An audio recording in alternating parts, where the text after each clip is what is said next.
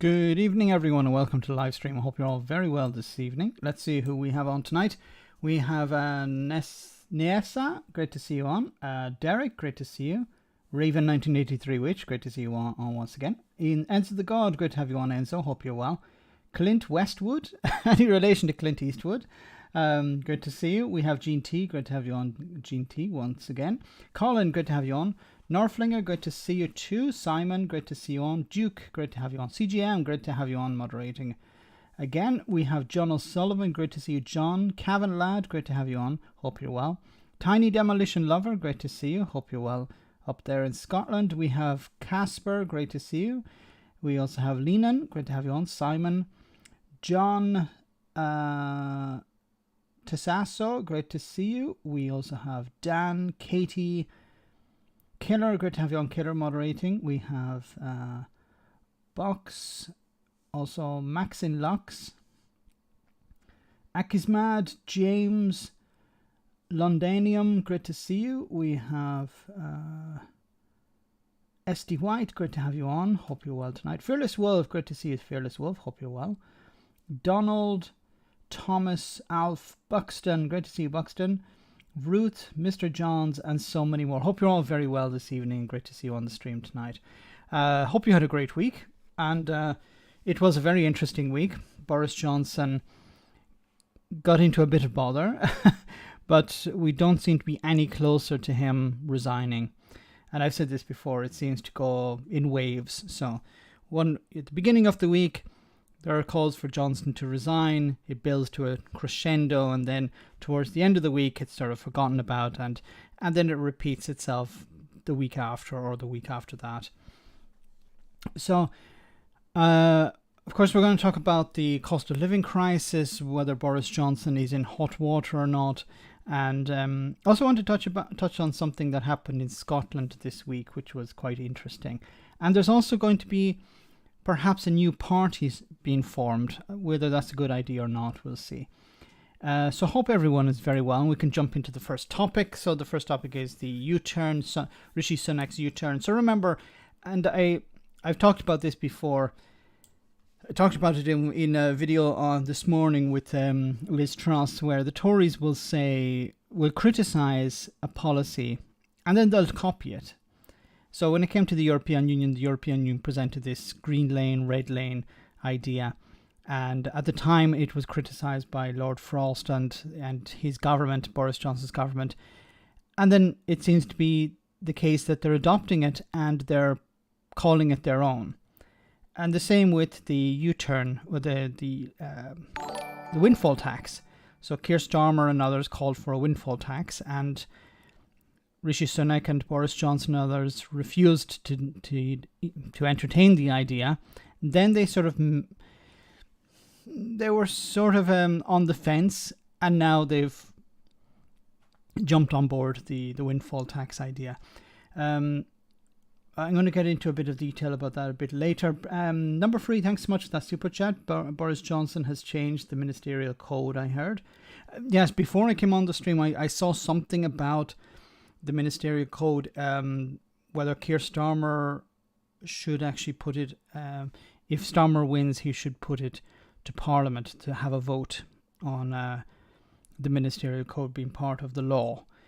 That would be interesting. And if Johnson is able to just change the code, then we're in very serious trouble, because he could just, it's no longer illegal, it's no longer breaking the code to act outside the code. He just changes the rules, moving the goalposts in a sense. Thanks so much for that super chat, number 3. So I'm going to have a look into that probably after the stream. It says here, Rishi Sunak bowed to months of pressure over the cost of living crisis with a £15 billion package of support, part funded by executing a remarkable U-turn to impose a windfall tax on energy companies. Announcing the measures on Thursday in a bruising week for the government, the Chancellor said his significant set of interventions would help the poorest in society with a one-off £650 payment for 8 million families on means-tested benefits, along with an extra £200 for all energy bill payers that will not have to be repaid. After months of rejecting Labour's call for a windfall tax on energy giants, Sunak announced that he called a temporary targeted energy profits levy. So it's not a windfall tax, it's a temporary targeted energy profits levy, which is expected to raise £5 billion. He was forced to deny the package had been brought forward in order to generate positive headlines after Sucre's final report exposing the culture of alcohol-fueled parties in number 10 in Downing Street. I can categorically assure you that that it had no bearing on the timing, he said. Of course, yes. It was a distraction, all right. Now, just something to say about this before we continue. This is beneficial to people directly, okay? Unfortunately, a lot of money has been taken off in the run-up to this. So, for example, universal credit, there was the uplift that was removed. The uplift would be worth, if the uplift had remained in place, people would have been at least £1,000 better off this year. That was removed, and then this was added.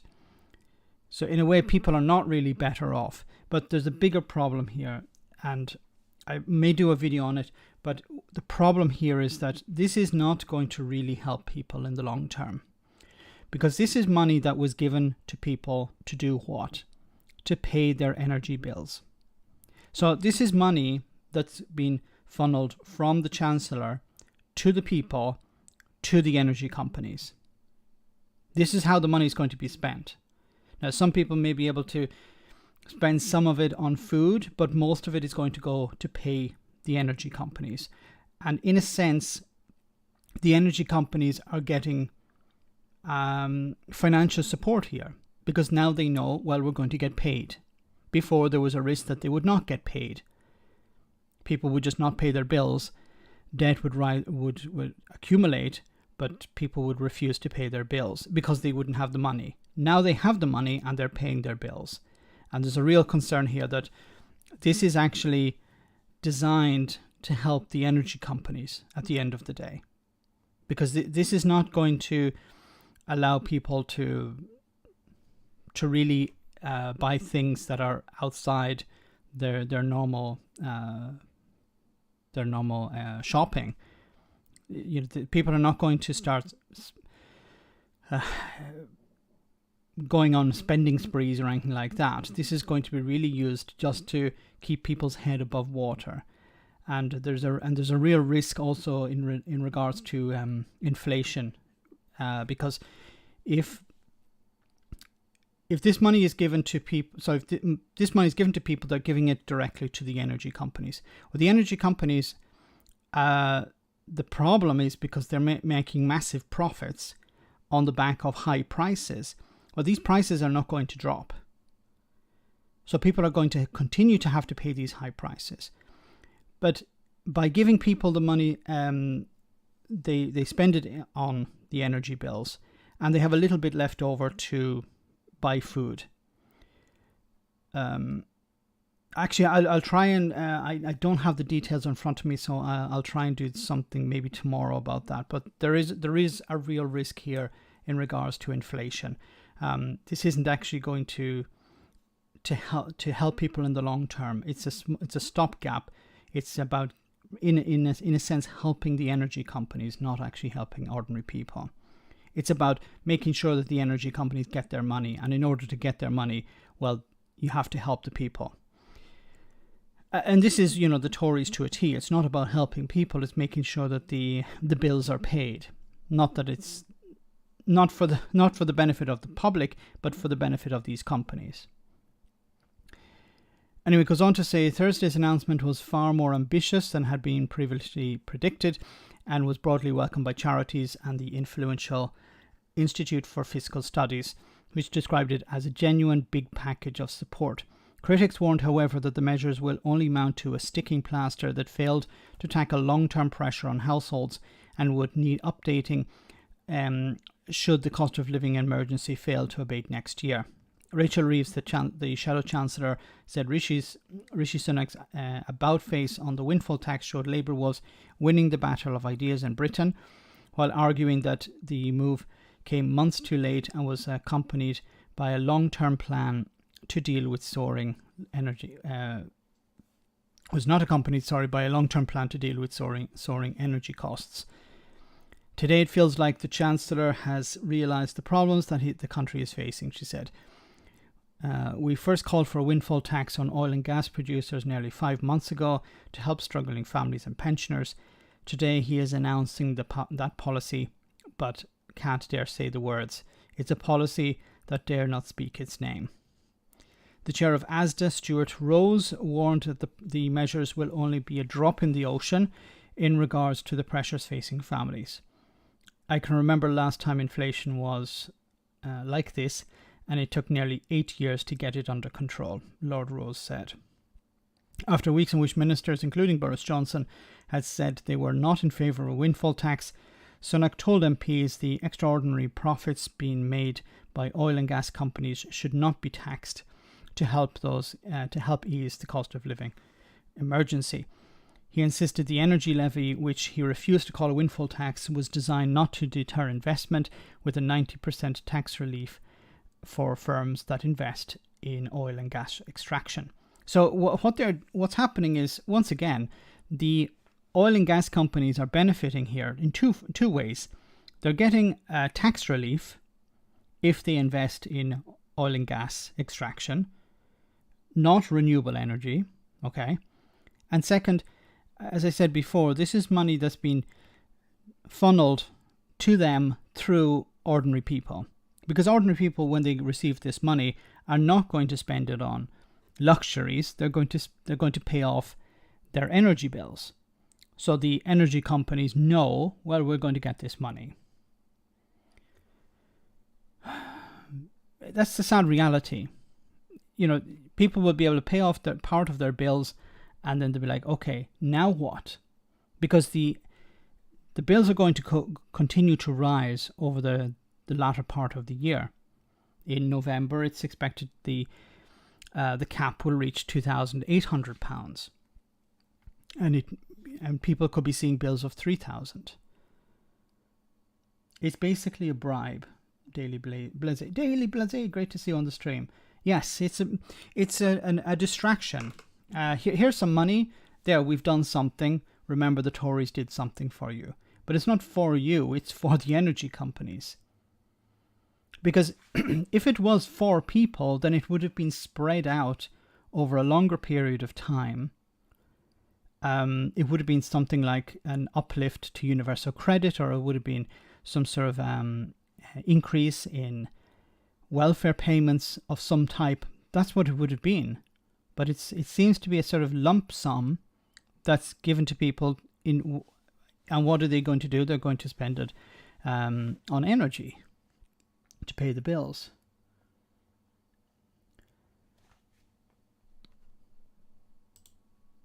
The bottom end. But can we just start with the windfall tax? Why the U-turn? It certainly felt for some time that the Treasury was resisting this tax on oil and gas companies. Well, I've always approached this as a pragmatist. My view is we wanted to find a way that we could tax these profits fairly, which I think is the right thing to do given the circumstances of a war leading to very high prices, which are leading to excessive profits. But I wanted to do that in a way which would continue to incentivise investment. And that's why we've taken the time to get this right. And our version of this contains a very generous incentive for businesses to continue investing so that the more investment they make, the less tax they pay. But they were already investing. They were making massive profits, so they realized, well, if we invest in this, we're going to continue to make massive profits. Why are you giving them an incentive to invest? And as I said before, this is an incentive to invest in gas and oil, not renewable energy. Shouldn't you be encouraging them to move away from gas and oil? Because gas and oil is the problem here. If you move away from gas and oil to renewable energies, then you're not under pressure from international crises like the Ukraine war. If you produce more energy at home, then you're immune, or as immune as possible, to fluctuations in price of gas and oil abroad. And that's good for us. It's good for the economy, that's good for British jobs, and it's good for our energy security. And that was a balance that we wanted to get right. So, and that's what we announced yesterday. So how much in total is this all going to cost? I mean, the figure put out by the Treasury started at 15 billion yesterday and was then revised upwards to 21 billion. No, what we announced yesterday was £15 billion of new support to help people with the cost of living. Because the £6 billion then's from the spring statement, from the... Yes, I've not mentioned that figure. I've very specifically said what we announced yesterday was £15 billion worth of support to help with the cost of living, with the most vulnerable households, which is a third of all households in the UK, are receiving help worth around £1,200. But there's also support available for everyone because we promised we would stand by the British people at this time, and yesterday that's what we did. Why now? Why not in the spring statement? I mean, this idea of a windfall tax has been kicking around for several months now. Well, on the levy that we're putting on energy companies, as I said, we wanted to take the time. Notice he won't call it a windfall tax. To get that right, so we could also incentivise investment. That is a very different feature of how we're doing it. It's an important one, and I think it was important to take the time to get that right. But why now? That's a perfectly fair question. I've always been consistent, and I've said since the spring, earlier in the spring, that I was prepared to do more, and we would do more, but it was right to wait until we had some more certainty about what... What do you mean, more certainty? How many people had to rely on food banks? We haven't reached the threshold of people relying on food banks. We haven't reached the threshold of people having to wear a coat inside. We haven't reached the threshold yet of old people using their bus pass to keep warm. When we reach a certain threshold of old people relying on the bus to keep warm, then I'll do something about it. Yes, really? What would happen to energy bills in the autumn. They're the biggest driver of the increase in the cost of living. If I could just finish, they're the biggest driver of the cost of living. Yeah. And it wasn't until this week we heard from Ofgem, who are the regulator that sets those prices, that we now have a bit of clarity about that. And that meant... But they were talking about it increasing over the next number of years. They talked about, yeah, there will be increases, but you didn't have to wait for their official number to be released. They have been talking about it for months, how energy prices are going to go up. Martin Lewis was talking for months about how energy prices are going to go up. This is crap.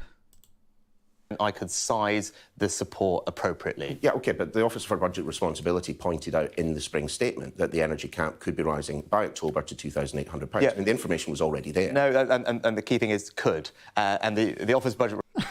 Could. So he's like, yeah, it could rise to 2,800, but yeah, well, let's wait another bit. Let's see how many people have to rely on sitting on buses to keep warm before we decide to do something about it. Look, this obviously is a distraction from Partygate. It's a distraction from Sue Gray's report into Partygate. Yes, we had this embarrassment for Boris Johnson. Quick, throw out something to confuse the public. Responsibility here, not the independent regulator that set the energy price cap. They're one of many people who have a view on what it might have been. And the reality is the price cap is set over a period from February through to the summer. So it simply isn't the case that anyone had any good idea about what it was at the beginning of that period. Now we're further through, we do have a good idea. We heard from the regulator on Tuesday, I think it was, from Ofgem, and we've acted, I think, quite quickly in making sure that we can provide support and give people reassurance. Do you understand why several of your colleagues, and quite high-profile colleagues, have suggested that this is not a particularly conservative announcement? I mean, you had the head of the IFS quoted in the Times today saying Gordon Brown would be pleased with this particular announcement, given how redistributivist it is. Well, I think when we're dealing as a country with the type of challenge that we now face, with inflation running where it is, I think the right response from a compassionate Conservative government is, as we have done by the past 2 years, to stand by people at a time of need. And that's why it's particularly important that those most vulnerable get the most support. That's what you saw yesterday. Then why did you remove the uplift to universal credit? Why have you cut other benefits? Disability benefit was cut by £150 every 2 weeks. Why did you do that? If you're saying that we're compassionate Conservatives, if we care about ordinary people, we put our arms around them. But we also recognise that with bills going up on this scale, everyone is going to feel the pinch, and that's why we wanted to make sure that there was support available for everyone on a more universal basis. £400 this autumn on top of the £150 council tax rebate that has already gone in place. I think that's the right balance, but we've also done it in a responsible way by helping to raise money to pay for some of the measures. Of course, this not being a budget, we didn't have the kind of the detail that you might usually get. The Office for Budget Responsibility hasn't been able to go through it. So some specific questions on costing that you, I presume, will have done. What effect does the Treasury think that this will have on inflation? Well, as you said, that will be a matter for the Office for Budget Responsibility. But you must have done your own when costings. they do their formal independent review and analysis of the things. Our estimate, in my view, is that it will have a minimal impact on inflation, and that's for two. What do you mean by minimal? One percentage point? No, much less than that. Minimal, and the reason for that is twofold. One is that because what we're doing is very targeted at those most in need, and secondly, because we're also raising money to help pay for it. The combination of those two things is the responsible approach, because even though we are, as you said, supporting the economy, we want to make sure that we don't make the inflation situation worse, and doing what some people might say is you should just spend even more or borrow even more. I think that would be irresponsible, because that would risk driving up inflation, interest rates and people's mortgages, and that's not something that I think we should be doing. Sure, but See, a problem with this is that the money is being funneled to the companies, not to the people. So, I think it was Richard Murphy, the economist, he actually said that this is going to be a problem when it comes to inflation. Now, I'll have to go through what he said before, but he said it on Twitter and I read it today. I don't remember all the details of it, but he was concerned that it could lead to inflation, because what happens is the money that's been given is going to be spent on what? It's going to be handed over to these energy companies, and they're going to use it to buy back shares. They're going to give it as bonuses to their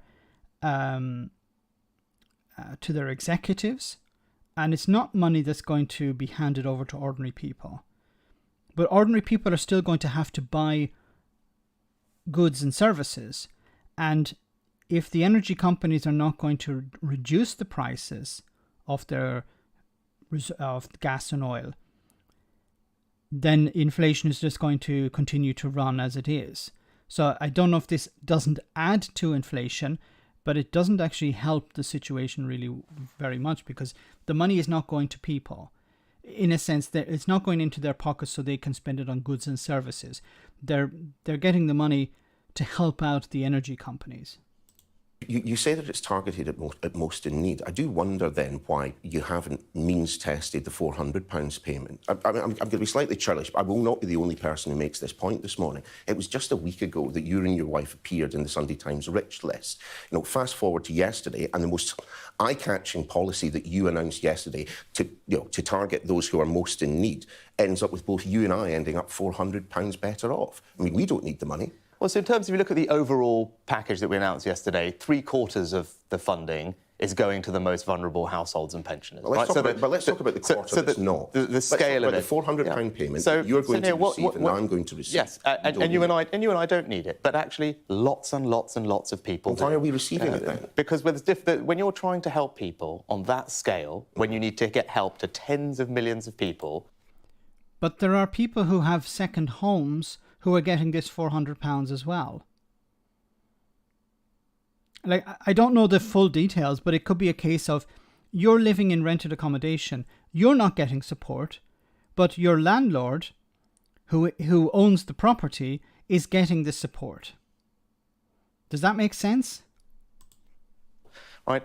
Actually, you've got a choice. How best can you deliver that? And the reality is, when you're talking about that number of people, there really aren't many ways to do it, and we wanted to make sure that this was as universal as possible. We had another alternative of doing that, which was a council tax rebate, which is where you can try and exclude people right at the top in very large houses. But you know what? We tried that. And we tried to do it with a discretionary fund, and it's worked reasonably well. But there are lots of cases of people who will say, hang on, I happen to live in this expensive-looking house or in a high council tax ban house, but I need help too. So actually, this being... Well, couldn't you do it by income? Say, people under a certain threshold of income, they will receive it. Anyone above that income will not receive it. Universal means that we avoid all of those problems and really do get help to everyone who needs it. And you, like me, if I'm sure like me, you can also give that money to charity if you don't need it. Well, that's great, which is great. But, you know, it strikes me that rich people didn't get rich by handing back free money that they received from the government. It's good for you that you're going to donate it to charity. I'll wager most people who receive it won't. Well, I'm sure you will and set an example. But I said, if I think it's incumbent on someone to say, well, here's the alternative. How else would you get the support to those on middle income? There is a system already. The Department of Work and Pensions knows people who are on universal credit. You could give, for example, when you gave the uplift to universal credit, you didn't need to jump through hoops. You didn't need to make it universal for everyone in the country. People on universal credit received the uplift. Couldn't you do something exactly the same as you did during the pandemic? Why didn't you keep the uplift in place? Why did you remove it? Who are working hard, who do feel they need support, and I hear a lot from them every week. Just because they're not on benefits or they're not pensioners, they still actually think this is tough for me. It's a £1,200 increase in my energy bill. It's right that the government's on my side, and I do want to be on the side of those people. If there's another way to help those people whilst figuring out the smaller minority of very wealthy people who don't need it, I would be very open to it. But actually, when you're trying to deliver support in my job practically to tens of millions of people, you've got to just figure out how best to do that. And I do. Oh my God, I can't listen to any more of what he has to say. I'll tell you, Richie, you renationalise essential services. That's a good idea, sugar-free. I think it was E.ON, one of the energy companies. It would cost £21 billion to nationalise. So their share value, if you were to buy the entire company, cost £21 billion. If the government did that, they could set energy prices. So they could say, well, energy prices are, your bill is X, and it's not going to go up because we decide the price. But they don't want to do that. The uplift was better than the one-off payment, is why he removed it. Yes. I don't know the full reason why he went with the uplift, because unless it was always the idea that it's going to be temporary. But it helped out so many people.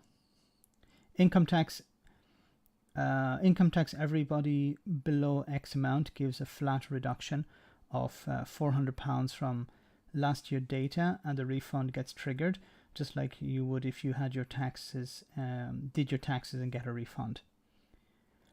Joshua, thanks so much for that super chat. Have you ever thought of debating Eurosceptics like the Right Opinion or Sargon of Akkad? Thanks so much, Joshua. I have reached out to a number of Eurosceptics, but none of them have replied. I've reached out to smaller, like unknown ones as well, but I don't know them, so it could be a risk of bringing somebody on who can't be vetted really, who has nothing to lose, and they could just create problems. But I have reached out to Sargon of Akkad. I've left comments on his channel. He hasn't responded.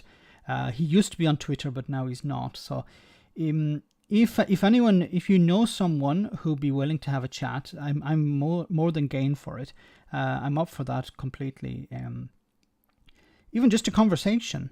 I'd like to know why they voted for Brexit. What did they expect they would receive? How does it benefit Britain? How does it benefit them in particular? Those are some of the questions I'd like to ask, and I think they're quite simple, and it'd be nice to have a chat with somebody about that. I'm familiar with Sargon of Akkad. I'm not familiar with the Right Opinion, but I'll check it out. These Tories are taking the piss out of the whole country. I hope you're well too, buddy.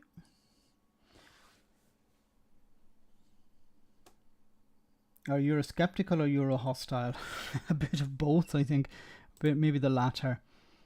So let's just sticking with that. It says here, Boris Johnson says UK not necessarily heading for a recession.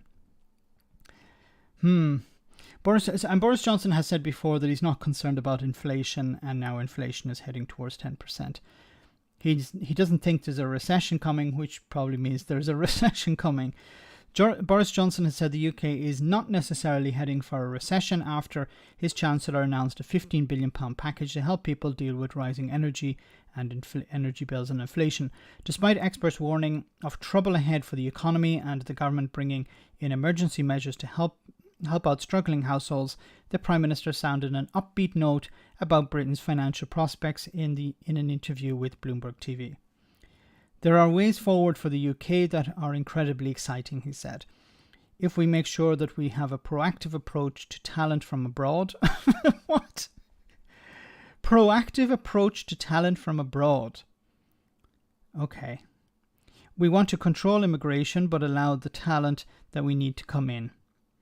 We fix our energy supply issues. We fix the issues in the UK labour market. People who want to come in want to work. Okay? 99.99% of people who come to Britain want to work. And they have skills. Some of them want to pick fruit, but you don't want them coming in. Some of them want to be doctors, but you don't want them coming in. So we're just going over old ground here. One of the incredible things about the economy right now is that underemployment is at its lowest level since I was 2 years old. But then why is the economy doing so badly? If obviously the reason why there's underemployment is because many jobs have not been filled. Companies can't find the staff they need because of the ending of freedom of movement through Brexit and the draconian immigration policy. So companies want staff and they can't find them. And people who are struggling at the moment, what are they doing? They're going out and trying to find more jobs. So yes, there's underemployment. Unemployment is at its lowest level. There's overemployment because many people have more than one job. This is not something to be proud of. This is not, from a Prime Minister's point of view, the fact that people are struggling so much that they have to work 2 or 3 jobs and go to a food bank. He acknowledged that it would be a difficult period ahead, but said he was confident energy prices would start coming down. So energy prices are probably going up.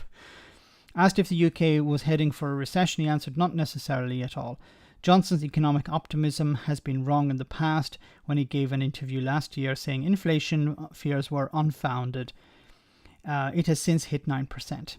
And there are worries that it could be in double figures by the end of the year. Rishi Sunak, the Chancellor, launched a package of measures on Thursday designed to tackle soaring energy, fuel bills and the cost of living crisis, but the measures have proved controversial with Conservative MPs who would have rather have seen tax cuts. And there was a guy who was complaining, Drax, I think his name is. He sounds like an evil guy. I think his name is Drax, something Drax.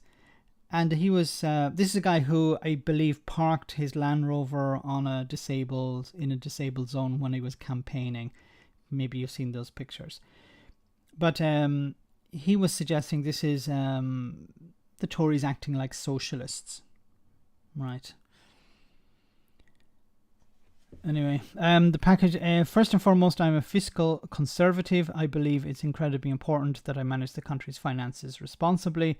Yes, by giving £37 billion to Dido Harding that burnt it, he said on Friday morning, that means after suffering the shock we did, to get our borrowing and debt levels back on a sustainable trajectory. Asked if he would be prepared to introduce further measures, emergency package in future with fresh borrowing and taxes, he said, people can judge me by how I've acted over the last couple of years. I've always been prepared to respond to the situation on the ground, what's happening to the economy, what families are experiencing, and making sure we've got policies in place to support them through that. If it's useful to distract the public from what Boris Johnson has been up to. Commenting on the fact that every household across the UK would receive a £400 grant to help them cope with the rapid rising energy costs, including wealthy individuals such as himself, the Chancellor said he would be donating his to charity and encouraging others who did not need it to do the same. He told Sky News, I'm sure, like you, you can give the money to charity if you don't need it. A problem with the economy is that there has been a massive drop in direct inward investment. So this is money that's coming from abroad to invest in the UK, and there's been a massive drop since 2016. Today there was news that Land Rover, was it BMW? No, was it? I think it's Land Rover. The owner of Land Rover has decided not to produce batteries in the UK, but to produce them in Slovakia. This is a massive hit because this is very important technology that you want developed. It's not just about building the batteries in a country, it's also about the development of them, because this is very important going forward, because we're moving away from fossil fuel powered vehicles, the internal combustion engine. We're moving towards electric vehicles, first hybrid and then electric, full electric, and we're seeing cars that are the prices are dropping and the ranges are rising. I think we're very close, probably within a year or two, of seeing a tipping point where, yes, we've gone past the point of buying. It's no longer feasible to buy a car that runs on petrol or diesel. And you want that technology in the country. And for example, Tesla, one of the biggest, if not the biggest, electric car producer in the world, because of Brexit, decided to go and set up shop in Germany, in Berlin. And that's billions of pounds that's lost. And once again, the know-how, not just the production of the batteries, but also the technology, the know-how and the development of that technology is extremely important, because we're going to see it expand over the next 10-15 years. Verti, great to see you on the stream. Yes, it's very boring. Keep up the good work. Thanks, Max. Thank you so much, Gavin Ladd. Very kind of you. Remember, guys, if you want me to read out one of your comments, just hit me with a super chat. I'll read it out. Max, please get that charlatan's face mug off the screen. I will indeed. So Boris is in a bit of... I'll have to stick with Boris for a moment, but get his mug off the screen for at least a little bit. He's in a bit of bother at the moment because a number of MPs have decided we've had enough of Johnson. It's time to go. He hasn't reached the threshold of, I think it's 54 letters to the 1922 committee. When he reaches that, then he will be called and he will face a vote of no confidence probably. We're not anywhere near that, but the numbers are starting to slowly rise. A one-off... Oh, no, we're not going to talk you through the rest of that package. Instead, we've got something even better for you. We can take you to our Deputy Political Editor, Sam Coates, who is in Westminster for us. Even better than that, I think you've got some breaking news for us, Sam Coates. That's right, Sam. The Prime Minister and the Chancellor wanted you to be talking about those cost of living measures, and the Prime Minister in that little interview there made absolutely clear he had nothing further to say about the Sue Gray report, but Tory MPs do. So breaking news in the last few minutes. A government aide, Paul Holmes, has resigned over the Partygate affair. He is the Eastleigh MP, a new MP elected in 2019. There he is on the screen. He was the...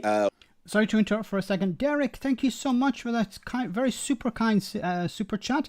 And Max, have some of my council tax rebate and keep on exposing the lying Tories. Thank you so much for that, Derek. Wow, you rock. That's amazing. Once again, thanks so much for that. Very kind of you. What's known as, basically an aide to Priti Patel. He has today quit and given this damning statement. He said that he was always planning to make a statement following the publication of the Sue Gray report. And here on his website, you can see what he thinks. He said that he believes that revelations from the Sue Gray report that staff and cleaners were not treated properly is both disappointing and unacceptable. It's right that the Prime Minister apologised to staff. Once again, thanks so much, Derek, for that. I struggle to believe that Boris Johnson cares about the cleaning staff and the security staff.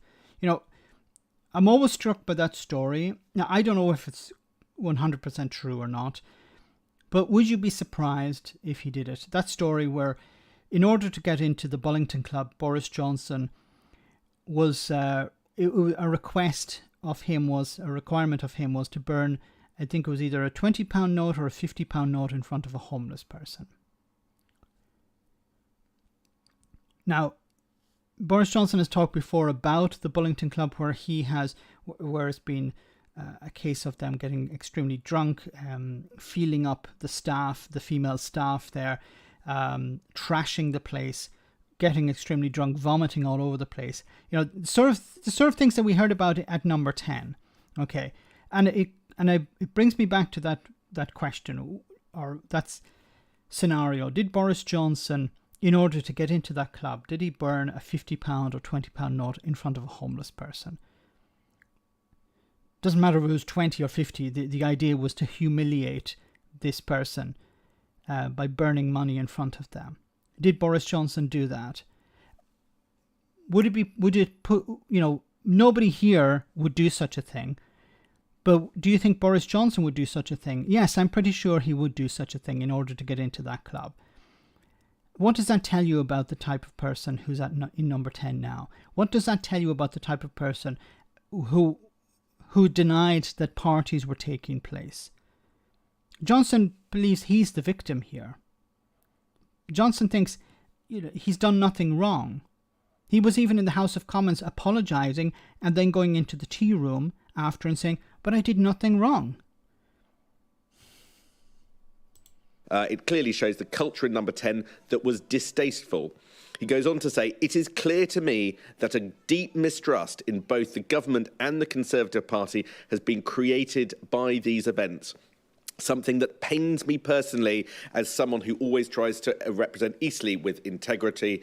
This distress has led me to conclude that I want to continue to focus solely on my efforts being a member of Parliament and campaigns that are important to you." In other words, I want to distance myself from the scandal. I always find it interesting how these people will link themselves to Boris Johnson for years and then will turn around and say, "Oh my God, I can't believe the things that he's doing." Really, only now you decided, when Boris Johnson said, "Let the bodies pile high," that was perfectly okay for you. When he lied to Parliament, when he told Jacob Rees-Mogg to lie to the Queen, that was all fine. But the fact that that he lied about having a party, that's the deal breaker for you. Really? Or that he insulted some members of staff. Or that members of staff, sorry, not he insulted, but members of staff were insulted and he didn't do enough about it. That's the reason why you're resigning? Yes. Phil, thanks so much for that super chat. Leadership contest may be a plot to secure Boris Johnson for a year. Beware of 1922 tactics. There has been this idea that Johnson may actually call a no confidence vote against himself. Now, this may sound insane, but it's very shrewd, because what would happen there is, if he knows that there isn't enough support, there isn't enough backbench support to get rid of him, then he would call a no confidence vote against himself, win it, and then do a victory lap. And this would actually give him a bit of a boost, both within the party and in public, and with the public, unfortunately. It could be a master stroke if he believes that he can win the no confidence vote. Then he'd be in a very strong position. So, see, I won the no confidence vote. I'll remain as Prime Minister. Now, it's not a guarantee that he would win it, but it's also not a guarantee for him. So you're probably thinking, well, why doesn't he just do that? But Theresa May won the confidence vote and then she was gone. So it's not a guarantee that even if you do win it, that it strengthens your position. It could. But if there are other problems coming down the road, it could be a bad idea to try and go down that route of a no confidence vote against yourself. It could backfire. He could win it, as I said, and then eventually get pushed out because people say, okay, yes, you won it, but you're still a liability and you're not doing what we want you to do. Or you're a lame duck and we just want you replaced. But yes, the 1922 tactics don't always work out as we expect. That level of mistrust that he now feels that there is in government means that he feels he can no longer stay as an aide to Priti Patel, an aide in the Home Office. So he has quit that government job. It's the most junior rung on the ladder of government, but nevertheless striking. It's also unpaid, it ought to be said, but nevertheless as a symbolic... What? Who the hell would work for Priti Patel for free? For a moment I thought it was the parliamentary private secretary at the Home Office, Priti Patel's parliamentary private secretary, and it's unpaid. Who the hell would work for Priti Patel for free, unless you're some sort of masochist? Act of disgust in what went on. He's today announced that he's quitting government. Now, he doesn't say in his blog post that's just gone on his personal website, he doesn't say whether he's submitted a letter to Graham Brady. Of course, if you get to 56 letters, then 54 letters, then you will Boris Johnson will face a vote of no confidence. We are at about 20 MPs currently calling for Boris Johnson to stand down. Paul Holmes says he's not going to say anything more about whether he submitted a letter to Graham Brady or not, or give any interviews or add in any way to the statement that he's just put up on his website. But there is no doubt that there is a sense that although there hasn't been an avalanche of people calling for Boris Johnson to go since Wednesday's Sue Gray report, there has been a drip, drip, drip of criticism and of people coming out saying that he should go. This is, I believe, the fifth person since Wednesday to either resign or call for him directly to go. So it doesn't appear, as Boris Johnson would have wanted, that that the Sue Gray report and yesterday's massive £21 billion package of help has completely drawn a line under it. MPs still deciding to make public their frustrations, their outrage, their disgust and their dismay at what happened over those months in 2020 and 2021. Yeah, and I don't think this package is going to help Boris Johnson a great deal. It'll help him for a few days, and then people will go back to the problems that they've had before. This is not going to resolve all of people's problems. And as energy prices are continuing to rise, people say, okay, well, yes, the £400, okay, but what else? Do you have anything else to help us? Alistair, thanks so much for that super chat. Keep up the excellent informative content, Max. Thank you so much for that super chat.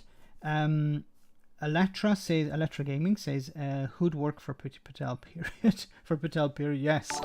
But to work for free, yes, and as I think somebody had said that he is on a salary, he's on a parliamentary salary, so he is paid as an MP. But who would work for Priti Patel, period, or who would want to work for her for free? She's a very nasty individual.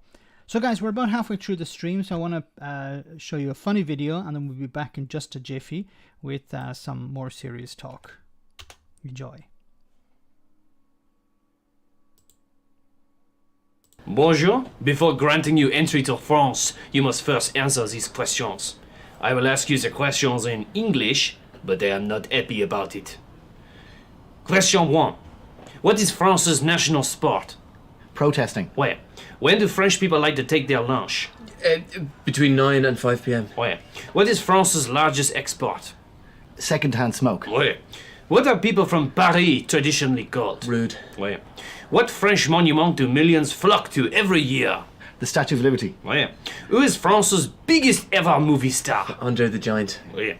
Name one French handball champion. Thierry Henry. Wait, why is the French national anthem regarded as one of the best in the world? Oh, because it's harder, better, faster, stronger. Wait, name a temperamental French model known for having near constant breakdowns. Oh, the Renault 5. Wait, what famous French invention used to cut people at the neck has spilled much blood over the years? The big shaving razor? Wait, what was the defensive line along the German border called in 1930?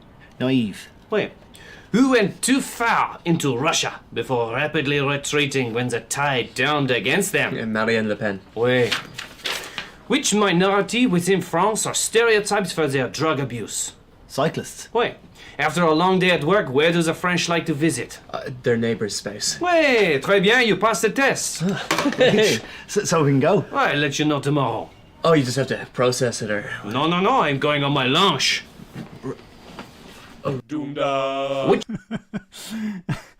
Okay. Freddie, thanks so much for that super chat on my lunch break. Tuning in, gotta go. GL Max. I'm not sure what GL is, but thanks so much for that super chat, Freddie. Great to have you on the stream. Enjoy your lunch.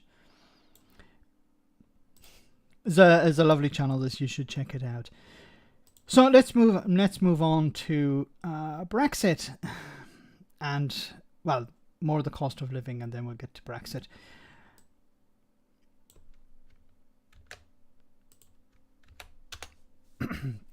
So it says here, rampant inflation breaks the status quo. No wonder the government is spooked, from Andy Beckett.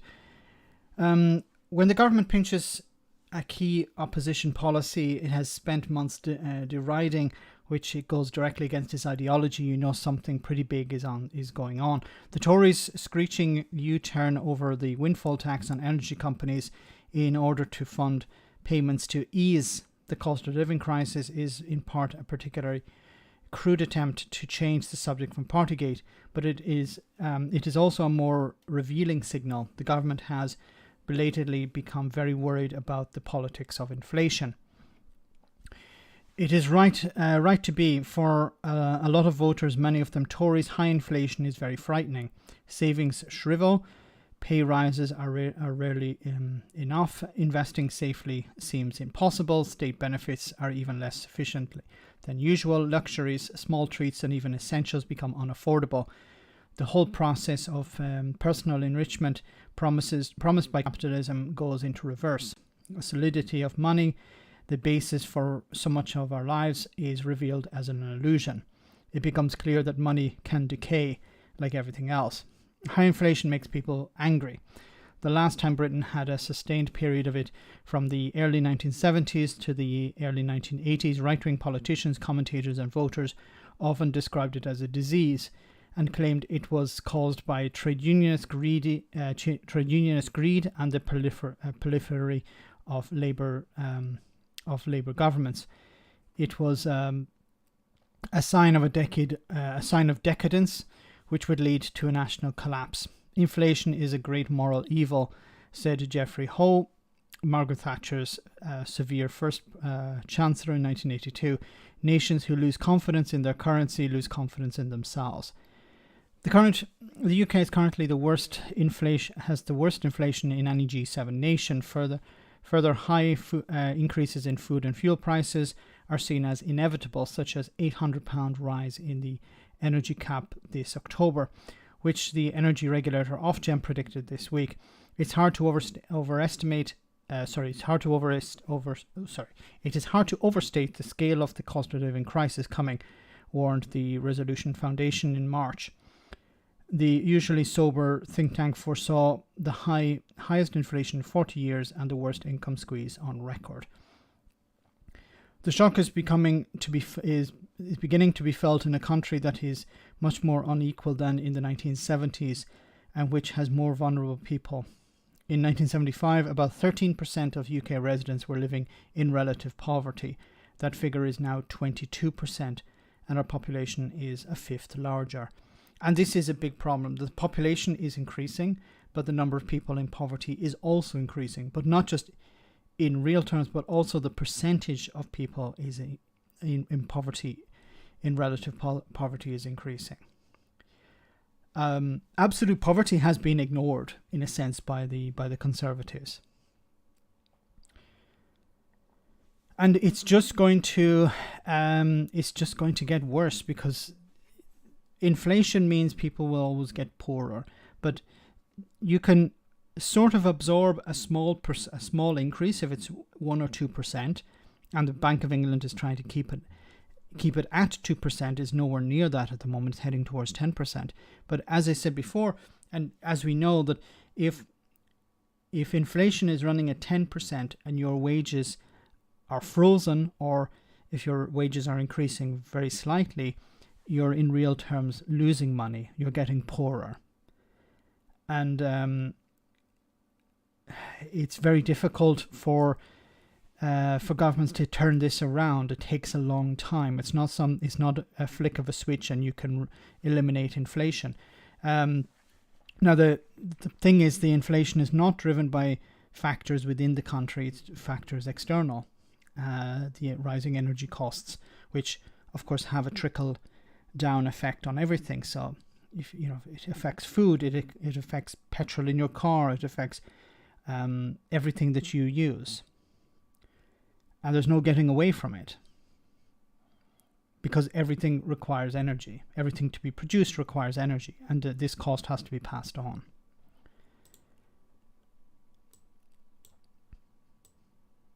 Let me read some more of your comments, and then we'll move on to the next clip.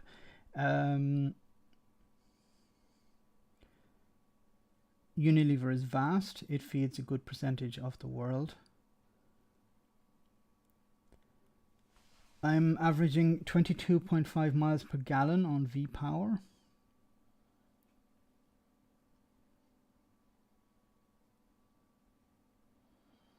Scotland hasn't voted Tory since 1955, so this is on you, England. What were you thinking?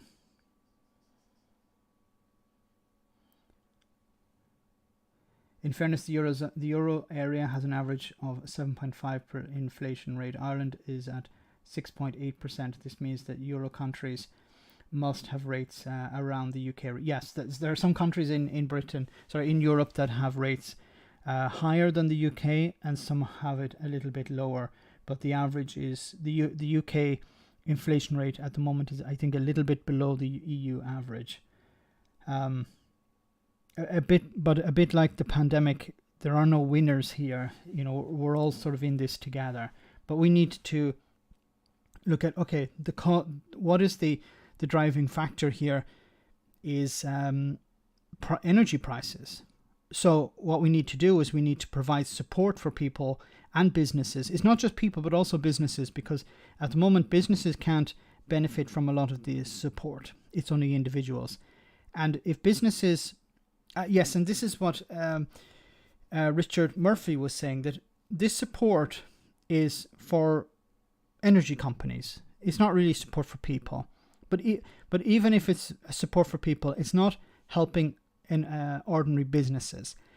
And if ordinary businesses are not being helped, then their energy prices are continuing to rise, and they're passing on, because they're not receiving any support, they're passing on these extra costs to the consumer, and this is what's driving inflation. So what Rishi Sunak was talking about before is that, yes, this is not going to affect inflation. In a sense, he's correct, but the fact that businesses are not, small businesses, producers are not being helped out here to deal with this rising cost of energy, well, they're going to pass on that to the consumer, and you're going to continue to see prices rise. So the solution to this would be to attack it at the source. Now you can't switch off the gas at the source, but what you can do is you can provide fiscal support for businesses to help them reduce the costs in order to have a knock-on effect. So you provide businesses relief when it comes to energy, so they don't have to pay as much. Nationalize. This is another way of dealing with it, so you can stop the prices rising.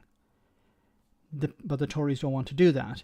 And then, of course, you can also invest in alternatives.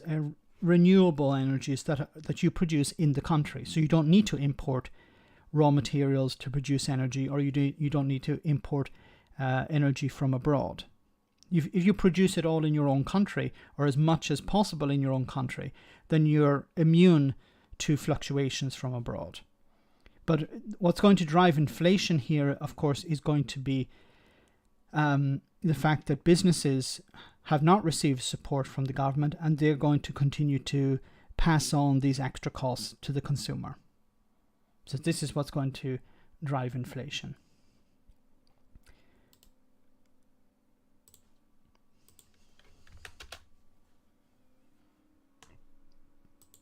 What we're doing now is making sure that we support people through tough times, as I've said we would. So it's a big bazooka. It's £1,200 for 8 million homes across the country. £300 extra for pensioners who are entitled to cold weather payments. Another £150 for people who are on disability benefit, and of course putting more money into local government to help families who are finding things particularly tough. Look, I'm not going to pretend that this is going to fix everything for everybody immediately, and there are still going to be pressures, but it's... What's Johnson dressed up as today? He's dressed up as an engineer.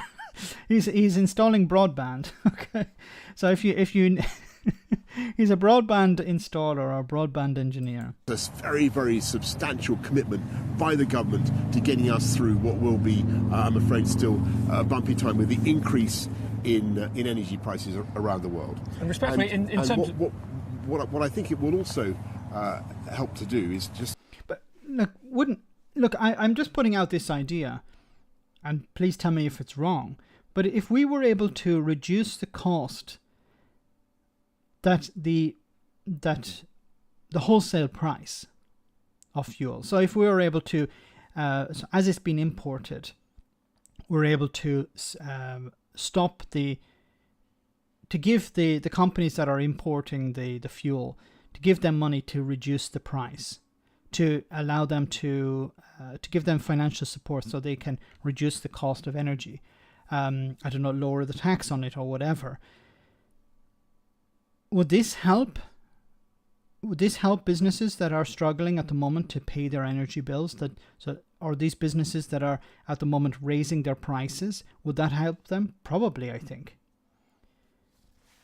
It has to be attacked at the source. I'm not talking about in Russia. I'm not talking about in Saudi Arabia or whatever. But as it's brought into the country, provide the energy companies that produce the energy, give them incentives to reduce the price. Give them financial support. Or nationalize them. It seems the solution here is to nationalize. It's something you can do pretty quickly if you want to, if you have the political will. Nationalize, and then you set the price. You can set the price at 0 if you wanted. You are the government. You can do that. So we're not going to charge anything for energy. Can you imagine what that would do? They would lose a lot of money, but you would help out so many people. I'm not saying to go down that road, but at least you could fix the price at a very lower rate. Mr. Peter, thanks so much for that super chat. Sunak and Johnson are really just giving people back their own money. The victory lap is disgusting. It is, and it's, this money that was taken away from people before, and now it's been given back, and really, what the only real benefit here is about £10, because so much money has been taken away through cuts in welfare payments, welfare uplifts. Now it's been returned, but when it's balanced out, it works out about £10, or not much more than that.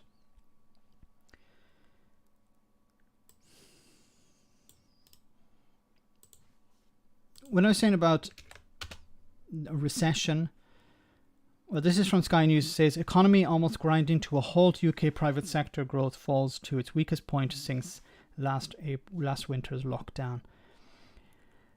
The closely watched SNP Global SIPS Flash UK Purchasers Management Index hit 5.8% in 5.8 points in May, a 15-month low, and down from 58.2 in April. Anything above 50 is considered growth. So it's very close to it's dropped from 58.2 to 51.8.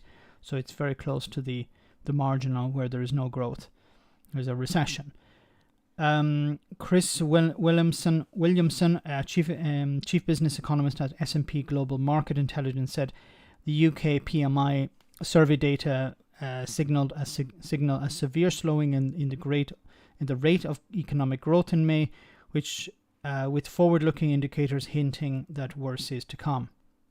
Meanwhile, the inflation figure has worsened as the rate of increase in companies' costs has hit yet another all-time high. The survey data therefore point to economy almost grinding to a halt as inflationary pressures rise to unprecedented levels. The tailwind from the reopening of the economy has faded, having been overcome by headwinds of soaring prices, supply delays, labour shortages, and increasingly gloomy prospects. And part of this, of course, no mention, well, you're going to hear it now, companies cite increasingly cautious moods among households and business customers, including, linked to the cost of living crisis, Brexit, rising interest rates, China's lockdown, and the war in Ukraine. So at least Brexit got a mention for a change there. Max, stop wasting your common sense. It'll drive you to Justice and Tory Minister, oxymoron. Oh, I couldn't possibly vote independence. It may affect my house price and my job. Wow. At least the PMI is above 50. Purchasers are at least buying just a little bit. And let's hope it remains above 50. But it's very close to the watermark. So, guys, I want to move on from that. Just a story that popped up yesterday, which I thought was interesting. It says here, Scottish Labour seizes Edinburgh Council with Lib Dem and Tory help. This is not very good. So the Scottish National Party has failed to take all of Scotland's largest cities after Labour won control of Edinburgh with Liberal Democrat and Tory support, Tory help. The SNP had hoped to retain power in the Scottish capital after winning the most seats and brokering a coalition deal with the Scottish Greens, which left them 3 seats short of overall control. However, to the outrage of the SNP leadership, the Greens, and some left-wing critics, Labour was installed as the city's minority administration after giving the Liberal Democrats and Tories paid convenorship and deputy posts on key committees. In a sign of internal unease at the deal, 2 Labour councillors abstained. Why the hell did Labour do this? Labour insisted those posts fell short of a coalition, which has been largely ruled out by Scottish leader Anna Sanwar before the council elections 3 weeks ago. Since there are no non-party political regulatory posts in licensing and planning. Yes, but the message it sends. John Sweeney, the SNP's Deputy First Minister, who is deputing for Nicola Sturgeon while she's off work with COVID, accused Sanwar of hypocrisy during First Minister's questions. He said Labour was now in bed with the toxic, corrupt and out-of-touch Tory party. Vote Labour, get Tory. The vote in Edinburgh has amplified a defining trend in Scottish politics, where political alliances are increasingly defined by a party stance on Scotland's constitutional future. The Greens are pro-independent and, alongside the proposed coalition deal in Edinburgh, have backed a minority SNP administration in Glasgow, as well as holding 2 ministerial posts in the Scottish Government.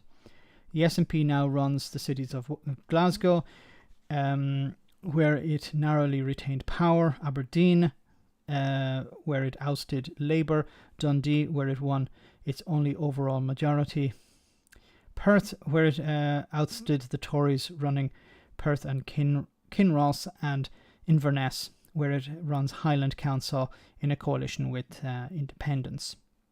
The SNP cemented its position as Scotland's dominant party on the 5th of May by winning 34% of the national vote share. Its best council performance, and 454 out of Scotland's 1,227 council seats. Again, its highest share yet. Actually, because it was proportional representation, if it had been first past the post, or no, maybe it was the other way around. I don't remember. If the vote had been a different way, Scott would have won something like 800 seats. In other areas where the SNP won most seats, they were blocked from power by pro-UK parties, Labour-run minority administrations in Stirling, South Lanarkshire, sorry for the mispronunciation, West Lothian, East Renfrewshire, and in Fife, often after offering non-political posts to other groups or independents. Labour said it would hold true to its promise to avoid coalition deals. It added it would work with the SNP and Greens wherever possible, and did not assume it would win back its policies from either the Lib Dems or the Tories. This, once again, I understand that they're saying that this is non-political roles, so it's about planning or something else, but I think it sends the wrong message, because you don't say there are good Tories and there are bad Tories. You look, the public look at the Tories in Westminster, and it doesn't matter if you're a Tory in Scotland, you're tarred with the same brush. But that's the way it has to be. That's the way it is. You can't really get away from that. And if you are a member of the Labour Party, and we saw here 2 Labour councillors, I think it was, abstained. But if you're in the Labour Party and you're looking down at Westminster and you're seeing Keir Starmer attacking the Tories, Keir Starmer and the Labour Party attacking Boris Johnson and the Tories every week, and then you see up in Scotland, well, we're actually going to work out something with the Tories, then I don't think it sends a very, very good message. You're supposed to hate the Tories. You're not supposed... Look, one thing is working with them, but another is like working to get them into positions of power, because it's a position of power at the end of the day. Starmer stuck his nose in also regarding views on the United Ireland. It's none of his business.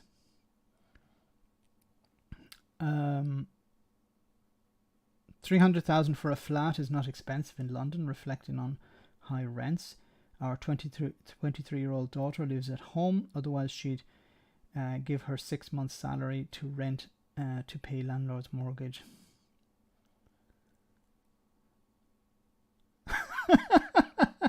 Inconsequential says, I wonder how Max would pronounce... Let me try it. And now my Scottish people are going to cringe. Octormachty? Did I pronounce it correctly? No, I know I didn't. Gareth, thanks so much for that super chat. Sorry I'm late on, Max. Reading up on the Texas shooting and doing some literary research. Jesus Christ, your pronunciation of Scottish towns is... I think Jacob Rees-Mogg would pronounce them better than I do, okay? I'm terrible, okay? I'll admit it. I'm not going to... Mulgalvy? That's not too different, Mulgalvy.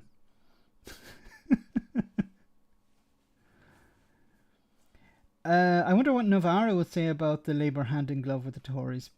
Probably they'd say nothing because it's in Scotland. So I think they wouldn't have a problem with that. And please, no, stop asking me to pronounce things. Yes, you're having a lot of fun getting me to try and pronounce stuff, okay? Octormachty. Te or T? Te. Great attempt, Max. Yes, great attempt. Very much. Anyway, Fearless, thanks so much for that super chat. The rest of the UK may see the Tories as dangerous, but in Scotland it's Labour.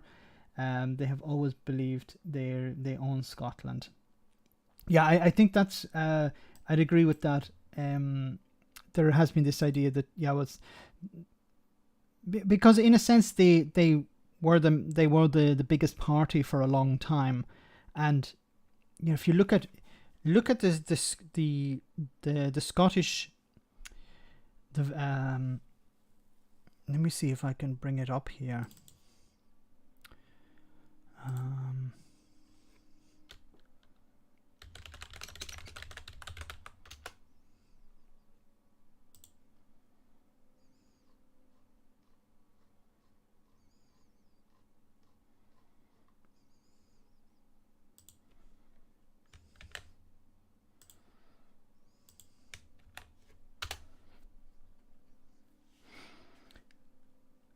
Magic. Thanks, Magic. Oh no, what Pandora's box have I opened here?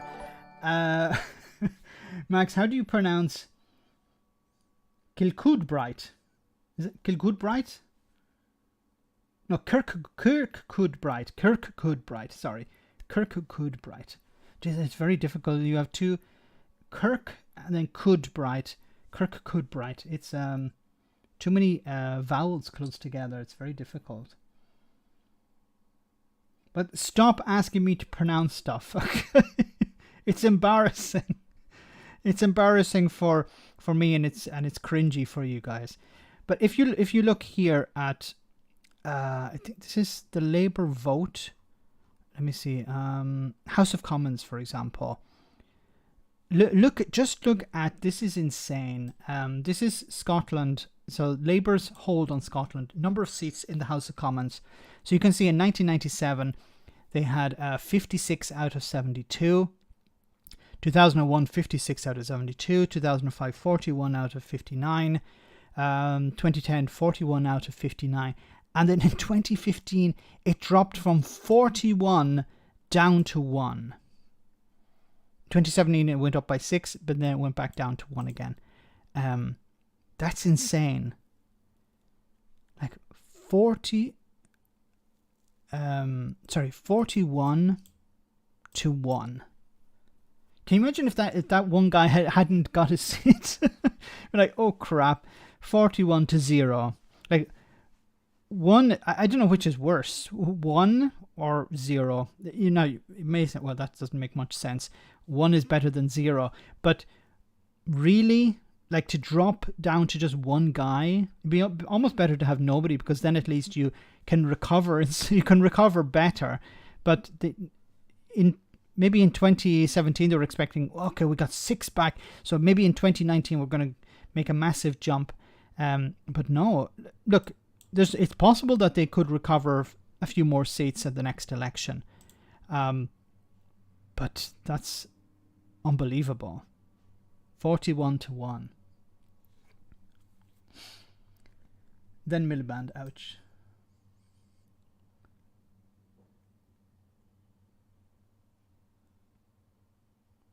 Cockburn Street.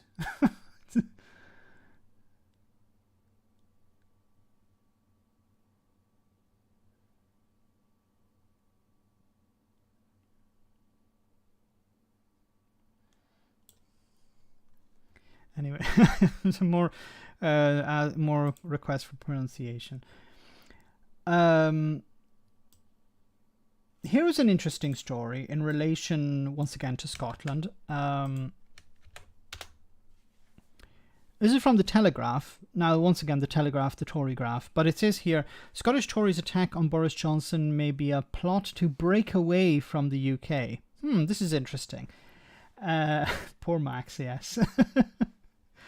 You know, if I do visit Scotland, I'll just, you know, there's two possibilities. I'll be treated as a hero for the channel, or people will have me tarred and feathered because of my pronunciation. So I'm not sure which it will be. Anyway, Scottish Tories' attack on Boris Johnson over Partygate are undermining the union and may be fueled by a plot to sever links with the UK party, a former Scotland office minister has warned. Colin Clark claimed that the chasm between Tory MSPs, members of the Scottish Parliament at Holyrood, some of whom maintain that the Prime Minister must quit, and number 10 risks overshadowing the benefits of the UK in the minds of voters. Fearless Wolf, thanks so much for that super chat. Yet in 30 years they left Scotland to rot. Go on, 33, Max. Go on, say 33, Max. 33? I'm not sure what that's about.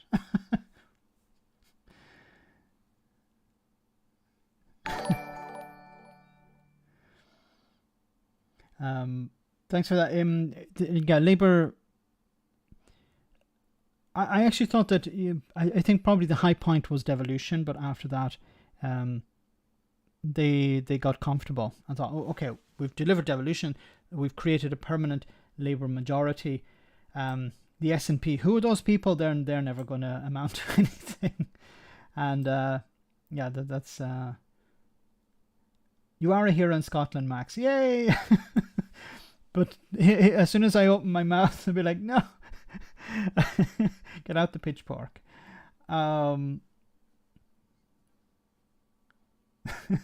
Max, say I want Killer to get me a mankini. Anyway, away from mankinis and pronunciation. It says the former MP dubbed the Salmon Slayer, Salmon Slayer, after he unseated the former First Minister in the 2017 election, suspects tensions are being stoked by figures who want the Scottish Party to break away from the UK Conservatives. I don't see how this would work very well, but let's continue. There's been a long-running debate over the idea of setting up a new centre-right Scottish party that would not be formally aligned with the Conservatives, although Mr. Ross does not back the plan. The blatant attacks, well, Mr. Ross is probably on his way out, so that doesn't make a lot of difference. The blatant attacks on the Prime Minister by MSPs overshadowed the benefits of the UK, Mr. Clark told The Telegraph, as he called on his party to drop their hair shirt politics. Hair shirt politics. Cavan Lad. Great fish and chips in Anstruter. Anstruter, Max? Did I pronounce it right? Anstruter? You have to sound like I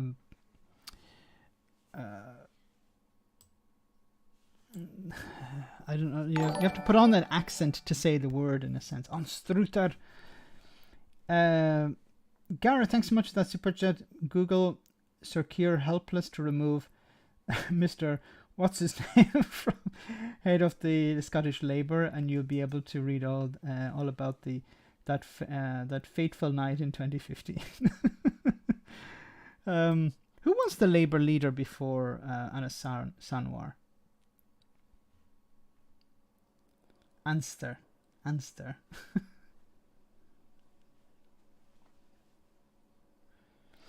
Anyway, it's untenable, and phone canvassing during the council elections, at least in the north east of Scotland, did not show the bitterness towards Johnson at grassroots levels. Douglas should build bridges between Westminster and Holyrood SNPs, but now he has to watch his back. This could all be driven by an agenda for a formal split between the Scottish and UK party. I very much doubt it would get the support of members on the ground. Mr. Ross, the Scottish Tory leader, began an unprecedented rebellion against Number 10 in January when he said the Prime Minister should quit after he admitted attending Downing Street Party. However, he retracted his letter of no confidence to the 1922 committee in March, citing the need for stability during the war in Ukraine. Okay, so what's to say about this? Would it be a good idea for the Scottish Tories to split from the Conservatives in Westminster? Well,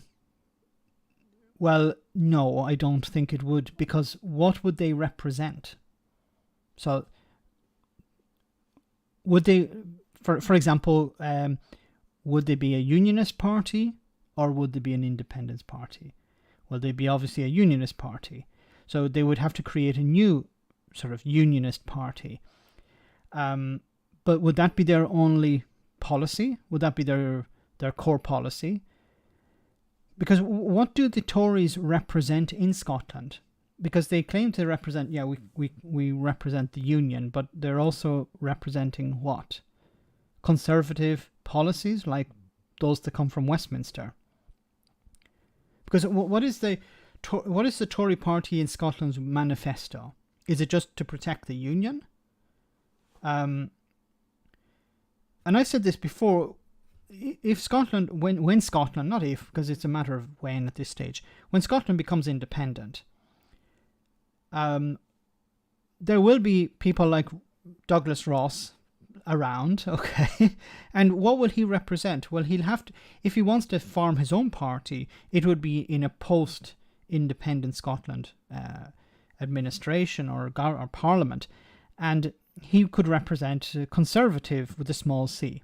So conservative ideology in Scotland, maybe low taxes or,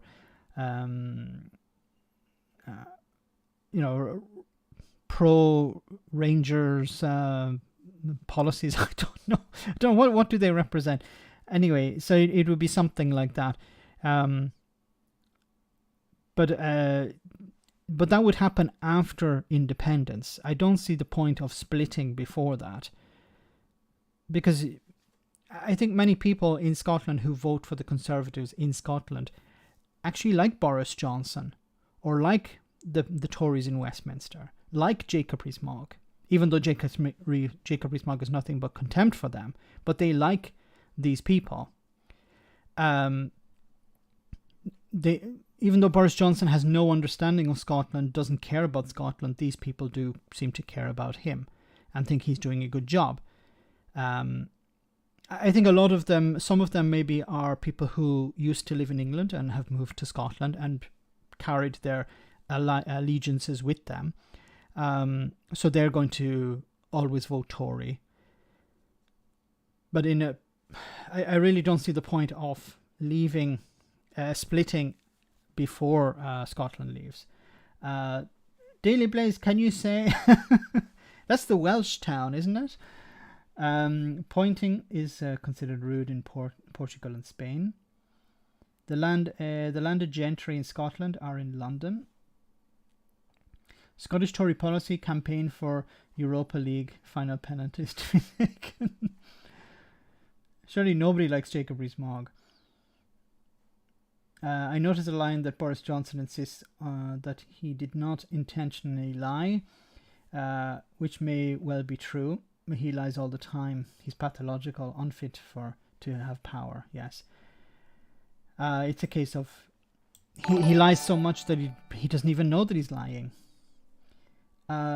Breaking news: faceless employee who nobody knows or cares about to conduct impartial investigation into Max's pronunciation. No secret meetings.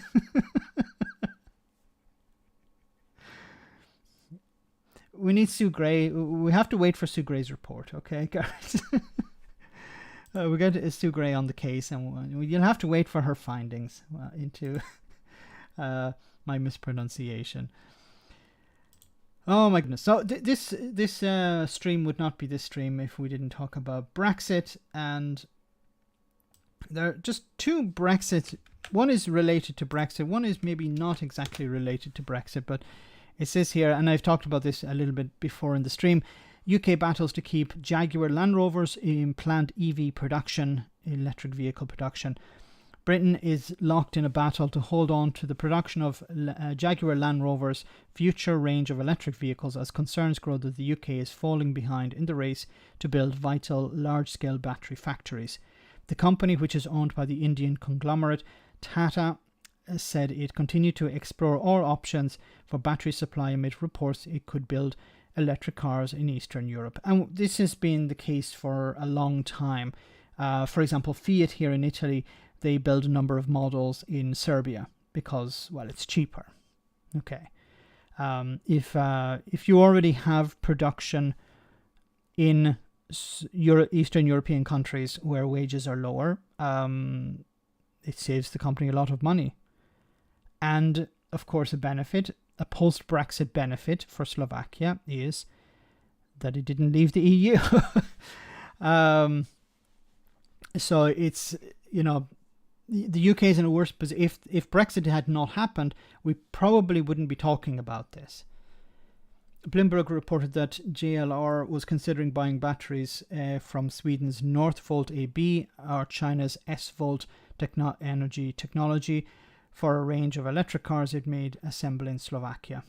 The firm is also in talks with the UK government over funding for the construction of a battery plant or gigafactory to ensure a local source of batteries. This follow and see there are two things. So there's something interesting about this is if the production is in the UK, it has and they want to export their goods to the EU, then they have to follow rules of origin. So they, I think it's been about 40 or 50% of the vehicle has to be produced in the UK or in the EU. So it's possible that the batteries are made in Slovakia, then they're shipped to the UK, they're put inside the cars, and then they're sold into the EU, and they stay within the rules of origin guidelines. The company would also retain, if this follows JLR's commitment last year to make Jaguar brand electric only by 2025, as well as a pledge to abandon petrol vehicles entirely in the next decade. It currently has one pure electric vehicle model, the I-Pace, built in Austria. The company said it would retain our plant and assembly facilities in the home UK market and around the world as part of its strategy. We continue to explore all options around supply of batteries. No decision has been made yet. As part of JLR's switch to electric, the company, which employs 30,000 people in the UK, has previously said it would keep all of its main factories located in the West Midlands. The firm has manufacturing sites in Slovakia and Austria and other facilities in Brazil and Asia. Battery factories are seen as crucial for the future prospects of the UK automotive industry as it moves away from the production of internal combustion engine vehicles. The global battery supply has been dominated by Asian manufacturers, especially in China, Japan and South Korea, although Europe and the US has been racing to catch up. Batteries are by some margin the most expensive part of an electric vehicle, but until now the development of UK factories has been sluggish. It goes on to say attracting other investment has proved difficult in recent years, with Mike Hayes, the chief executive of the Society of Motor Manufacturers and Traders, SNP, said it was not helped by Brexit.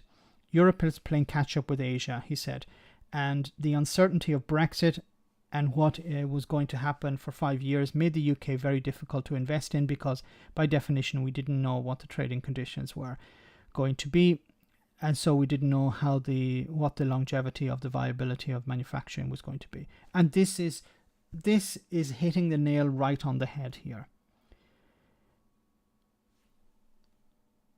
When the UK left, it was not sure what the future relationship was going to be. Whether Britain was going to have a deal or no deal. There was talking about a no-deal Brexit. Remember no-deal Brexit, WTO rules, all of this crap. And what did that do? It put certain businesses off from investing in the UK, or keeping an eye on the investments that they had put in, or scaling some of it back. And there you have it from the Society of Motor Manufacturers and Traders. They said, look, during this period we didn't invest in the UK. There was uncertainty, and we've seen this also, and I've been banging on about this in Northern Ireland as well. The fact that Northern Ireland doesn't have an operating executive puts off businesses, puts off investment, because you're not going to invest in a place that you're not sure is going to be operating. Is there going to be a government here or not?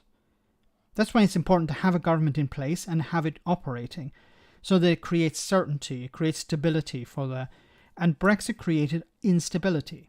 So many businesses decided we're going to hold off. But by holding off, they lost their position in the race.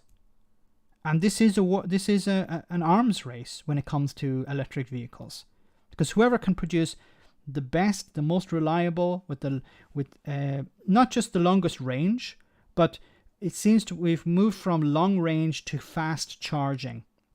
So, for example, there are electric vehicles which are able to charge much quicker than others, which is maybe more important than having a long range, because you can stop somewhere, stick it on charge, go and have a coffee, do a bit of shopping, come back, and it's charged up. It's giving you a few 100 miles maybe to travel further. It's not necessary to charge it from 0 up to 100.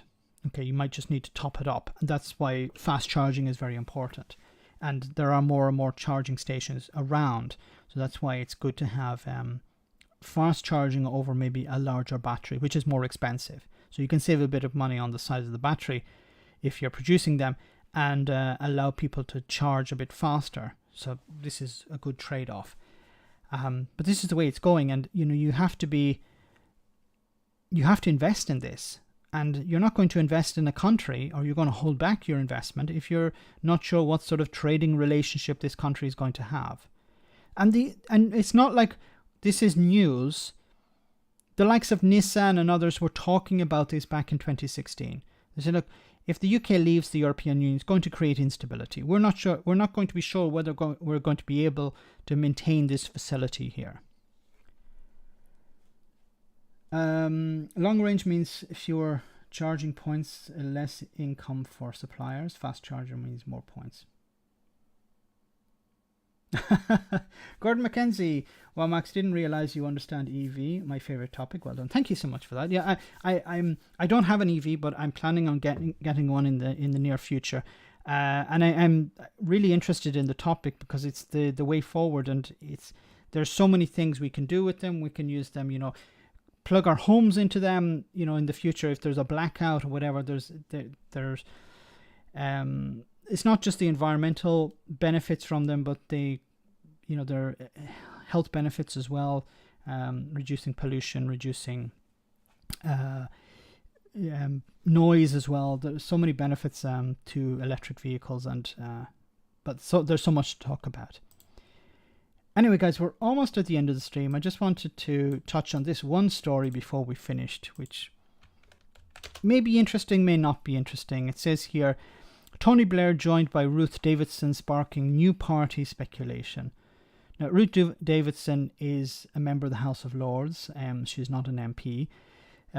But is she going to form a party with Tony Blair?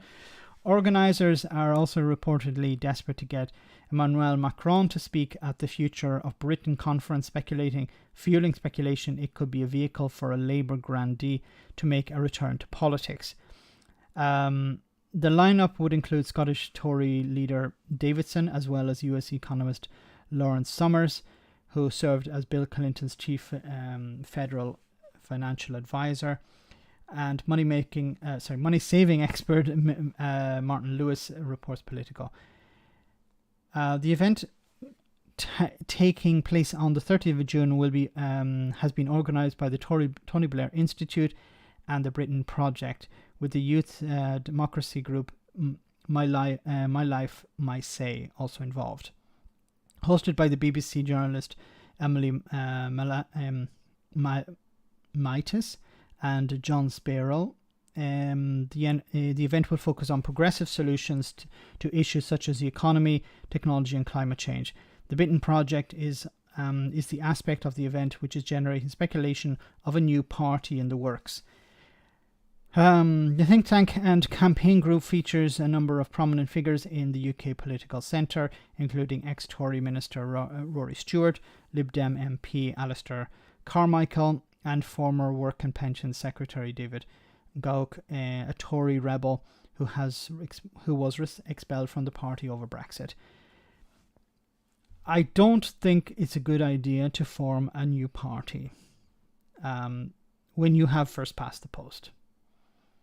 Because what it'll do is it'll split Labour and Lib Dem votes in England. That it's not going to help get rid of the Tories. So maybe they may form some sort of party as some sort of narcissistic exercise, but I don't see this going anywhere. The system is a set against smaller parties. We've seen this before. It doesn't work. You can't. It's very difficult. It's different from the Brexit Party, because they didn't get any seats in the House of Commons, but they got seats in the European Parliament because the system is different. The electoral system is completely different. Proportional representation benefits smaller parties, and if there was proportional representation, they could, if they formed a party, do quite well. But not with first past the post. It's Labour, Conservative, and maybe Lib Dem. Let's leave Scotland out for a moment. But in England, it's Labour, Conservative, or Labour, Lib Dem, or Conservative, Lib Dem. That's it. You're not getting really anything else. Anyone else coming in, doesn't matter how much funding you have. It doesn't matter how famous you are. You're not going to win a significant amount of support. The system is too entrenched for the main two parties. That's it. So it's maybe it's a nice idea. I don't know if I agree with it anyway, but under proportional representation, maybe yes, it could work, but first past the post, no way. Better Together campaign in 2014, Cameron Ladd. I don't know if this is part of another Better Together campaign, but I think it's more a UK-wide one, not one focused on the union, really, because some of the people you'd expect Gordon Brown to be involved in that. So guys, we're almost at the end of the stream, so I want to say a massive thank you to everyone who came on. Thanks so much for all of the super chats, greatly appreciated, and thanks to the moderators for doing a wonderful job keeping the stream on the straight and narrow. Apologies for my pronunciation, okay? What more can I do? And I just hope I don't get tarred and feathered if I ever visit Scotland. So guys, I want you to enjoy this one for the road before we finish. I've said all along that we have to wait for Sue Gray to have her say. Now, Sue's had her say on Sue Gray Day, which is, hey, today. So I say, hooray. Let's move on. I would like to apologise to anyone who was offended by what happened in Downing Street during the pandemic. Only the parties, gatherings, work events, obviously. Everything else was great. I want, in all humility, and without mitigating or extenuating anything that Sue said, to provide some context for what Sue said, which should mitigate and extenuate everything that Sue said. I am humbled and would like to renew my apology for my birthday party. Because it was rubbish. I mean, if I'd known how much trouble I'd get into for it, I'd have at least asked my ethics advisor if I could borrow her karaoke machine. I take full responsibility for everything that happened. Which basically involves me saying I take full responsibility for everything that happened and then doing nothing. I immediately replaced the senior management team because I've always said that the buck stops just below me. I was appalled to hear of the disrespect and poor treatment of our security and cleaning staff, and I have apologised to all of them. I think. It's not like I know any of their names. Look, people in Downing Street worked very long hours under very difficult conditions. I mean, sometimes they'd stay as late as 4 p.m, and occasionally we ran out of wine. Leaving parties are vital to the running of any organisation. Many times, the happiest I've ever seen a staff member is at their leaving party. And I think that says a lot. When I attended these events, they were not against the law. It was only when I left that things got a little bit crazy, which I'm trying not to take as a personal insult. I mean, in the end, what are we all doing here? You know I'm not going anywhere. I know I'm not going anywhere. Half of my MPs can barely write their own name, let alone a letter to Graham Brady. You're stuck with me, and I'm stuck with you. Now, if you'll excuse me, I've got a war to fight. And once I've dealt with Liz and Rishi, I'll get stuck into Putin. Very good, very good. Cthulhu, thanks so much for that super chat. Phil and Butterhat Man have subs, $1.99 per month. Could you do that? Yeah, I'll definitely look into that. It's something I was considering. I didn't know whether it would be something that people would like or not, so I'll definitely look into that. And if you'd be interested in supporting the channel that way, that'd be great. We could have a similar benefit that way. So thanks for the suggestion. Thanks for the super chat. So guys, have a great weekend. Remember, this Sunday we have our Sunday brunch. We have some special guests for the Sunday brunch. I hope you'll be able to tune in on Sunday morning. And if I don't see you then, see you next Tuesday, same bad time, same bad channel. Have a great weekend. Take care. And thanks once again to everyone who came on tonight for smashing the like button, sending a super chat, and keeping the stream on the straight and narrow. See anyone who's on Patreon after the show on Discord. If I don't see you then, take care. Good night.